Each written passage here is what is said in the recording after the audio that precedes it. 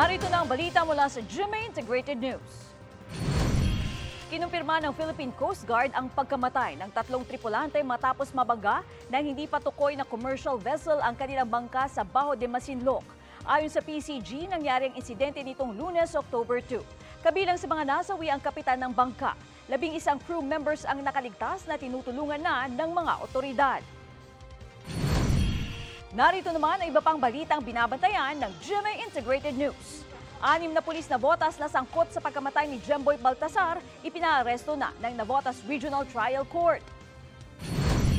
Bagyong Jenny, bahagyang humina habang tinutumbok ang Southern Taiwan ayon sa Pag-asa.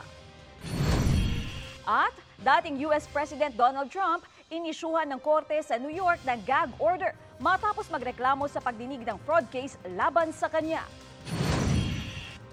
Para sa mas malaking misyon at mas malawak na paglilingkod sa bayan, ako po si Katrina Soa ng GMA Integrated News, ang News Authority ng Pilipino.